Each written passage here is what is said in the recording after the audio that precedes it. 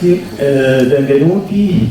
On va présenter ce matin Easter Madman, le premier film de Douglas Sirk, parce que c'est le premier film américain de Detlef Sirk qui a changé son nom en Douglas Sirk aux États-Unis. On dit souvent que Douglas Sirk est un cinéaste aimé par les cinéastes, peut-être encore plus que par la critique. Donc, j'ai le grand plaisir d'accueillir un cinéaste que l'Opéra connaît très bien, Lionel Bayer, s'il vous plaît.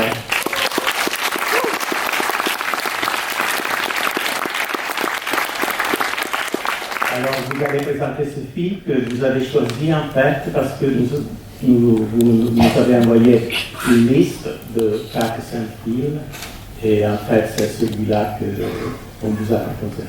Alors. C'est pas exactement comme ça, mais c'est juste, c'est vrai en partie, c'est que comme vous m'avez demandé, vous m'avez fait le plaisir de me demander de présenter un film de Douglas Sirk qui est vraiment un réalisateur que j'aime beaucoup. Quand je vous ai répondu, il y avait déjà beaucoup de personnes qui avaient répondu avant moi, et donc évidemment ils avaient pris tous les films de la période mélodrame, Technicolor, des années 50, tous les films que tout le monde aime beaucoup, de Douglas Sirk que tout le monde connaît. J'ai regardé la liste et je me suis dit tant mieux, je vais avoir la possibilité de présenter un film que les gens connaissent un petit peu moins, mais qui en même temps rend hommage au talent et à la force de Douglas Sirk, parce que comme c'est très très bien dit dans votre présentation et dans le catalogue, c'est un cinéaste qui a souvent été mésestimé, en tout cas vu comme mineur pendant longtemps de la part des critiques de cinéma et même des directeurs de studios américains à l'époque, parce qu'on imaginait que le mélodrame était un genre moins important que le drame, ou que le film historique, ou que le film de guerre, alors que c'est sans doute avec la comédie, et je pense encore plus que la comédie, un des genres les plus difficiles au cinéma. Il partage avec la comédie le fait que beaucoup d'actions ou que de représentations physiques pourraient paraître ridicules,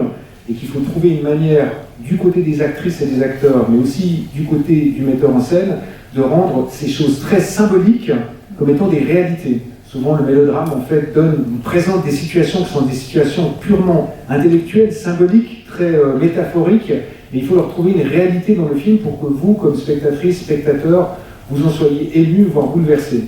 Et le film que vous allez voir aujourd'hui, Hitler's Madman, est un film très violent.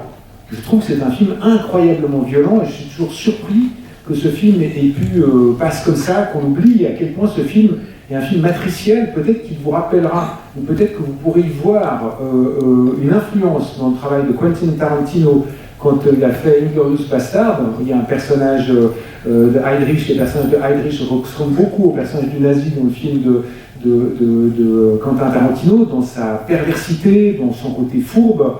Donc c'est un film en cela qui, vous allez voir, présente des scènes qui, je trouve, sont d'une très grande violence psychologique.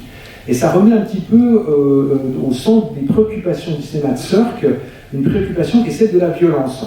Violence sociale, violence ethnique, violence des groupes humains qui se rencontrent. Et très souvent, je crois qu'on sous-estime dans le travail de Sirk ce plaisir, voire même cet intérêt en fait, à montrer des situations qui sont liées à une violence psychologique. Évidemment, là, le sujet s'y prête, puisque le film se déroule en 1942, le film a été tourné en 1942, il est donc contemporain des événements qu'il raconte, puisqu'on va voir l'extraction et la destruction du village de Lidice en Tchécoslovaquie, à l'époque en Tchécoslovaquie, et le film est quasiment tourné en direct. Évidemment pas, puisque comme vous l'avez très bien dit, c'est un film de studio qui a été tourné aux États-Unis. Enfin, quand on dit film de studio, c'est pas tout à fait juste, puisque c'est un film qui a d'abord été réalisé de façon indépendante, en dehors d'un studio, avant d'être repris pour être distribué dans le circuit traditionnel des films, des salles de cinéma américains, et que du coup, il y a une participation d'Hollywood, mais à la fin, au départ, c'est vraiment une initiative, en fait, d'exilés comme Douglas Sirk, d'exilés européens, qui décident de faire ce film pour dénoncer immédiatement, en fait, ce qui se passe en Europe à ce moment-là. C'est comme si, aujourd'hui, on décidait de faire un film sur l'Ukraine, en racontant très exactement ce qui s'est passé il y a de cela 2 mois. Donc c'est en cela peut-être que Douglas Sirk a souvent parlé de ce film comme d'un film qui était quasiment documentaire. Il n'en est rien, vous allez voir, c'est un vrai film de fiction. On va retrouver quelque chose qui pour moi est très important dans le cinéma de Douglas Sirk et qui fait peut-être ce que vous avez très bien dit au départ, l'intérêt que les réalisateurs et les réalisatrices ont pour lui, qui est sa très grande précision en termes de mise en scène, qui vient sans doute du théâtre, mais un jeu extrêmement subtil entre les mouvements de caméra et les jeux des acteurs.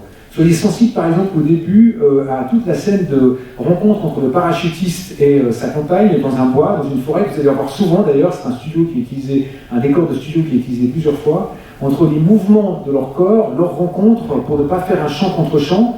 J'y reviendrai parce que c'est un film qui a été tourné très rapidement, mais le fait que des fois c'est les comédiens qui envoient le mouvement de caméra, c'est-à-dire les comédiens commencent à bouger et la caméra les suit en travelling, et des fois de manière très subtile, c'est souvent ce que Sork fait, la caméra les devance un tout petit peu, prend un petit peu d'avance sur eux et les entraîne à la suite. Alors souvent quand on enseigne dans les écoles de cinéma, on dit aux jeunes réalisatrices et réalisateurs, faites attention, il faut toujours donner l'impression que c'est les acteurs qui sont en train de diriger l'action, il ne faut pas que le cinéma soit trop visible, il faut que le cinéma se fasse petit. Souvent dans le cinéma d'action, par exemple, c'est le cinéma qui prend le dessus, c'est-à-dire les mouvements de caméra demandent aux comédiens de se déplacer. Chez Sork, c'est très particulier parce que c'est une sorte de danse, c'est une sorte de valse. C'est ça qui est très beau chez lui, c'est d'un seul coup les acteurs bougent, la caméra les suit, puis la caméra attend quelque chose, les devance, prend de l'avance, décrit un cadre qui fait que les acteurs se déplacent dans ce cadre, et en cela, ce film comporte déjà toutes les scènes et tout le travail que Sork aura.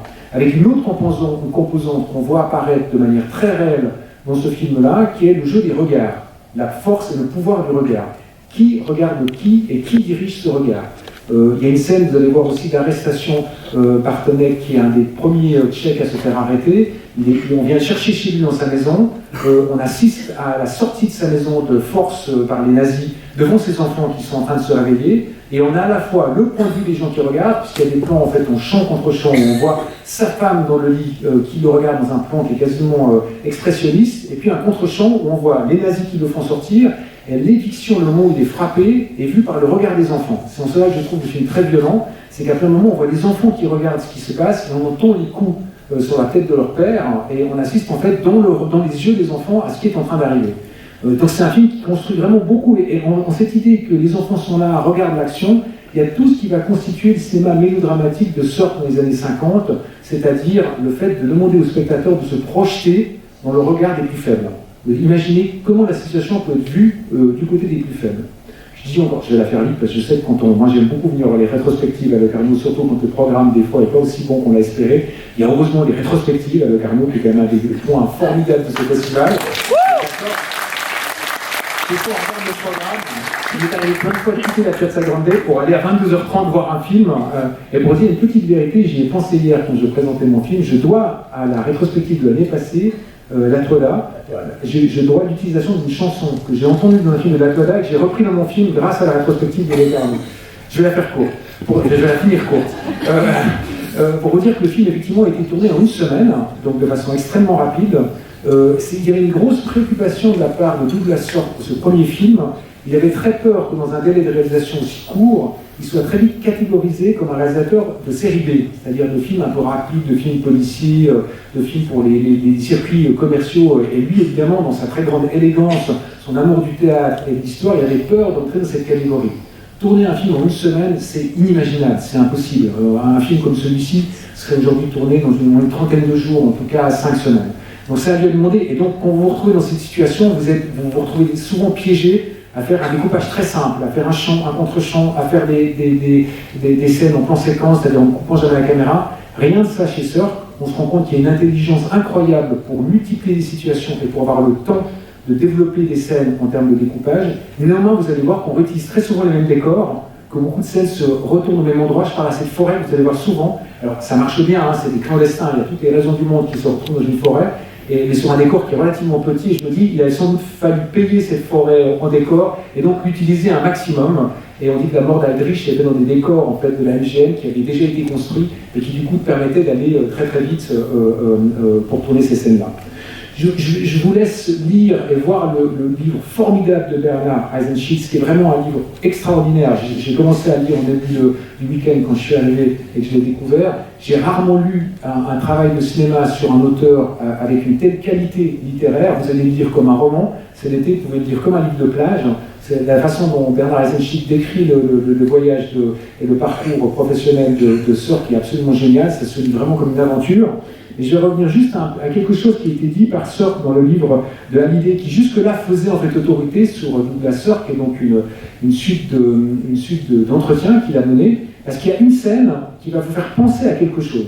quand j'ai lu en fait ce que dit Douglas Sirk, vous allez retrouver dans le film une scène qui raconte exactement ce que Sirk raconte sur le travail qu'il a fait avec les studios.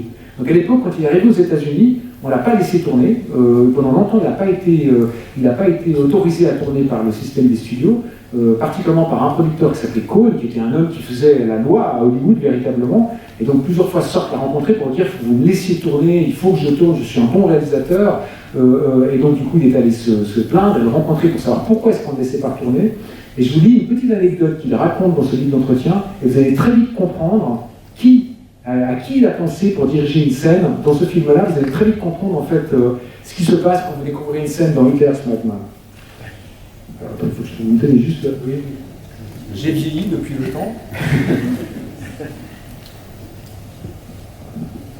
Il raconte donc quand il va à la Columbia et que Harry Cohn l'interdit de tourner. Donc c'est Douglas Sirk qui parle. Hein. Car ce qu'il y avait de plus démoralisant, c'était de ne pas pouvoir travailler. Je suis allé voir Harry Cohn pour lui demander de me laisser faire un film, mais il a refusé. Il m'a dit en face que puisque j'étais sous contrat, c'était lui qui décidait ce que je pouvais faire et si je pouvais le faire. Alors là, c'est important. Il avait un pied sur le bureau, pointé dans ma direction. J'avais l'impression qu'il voulait me frapper avec sa cravache à la main.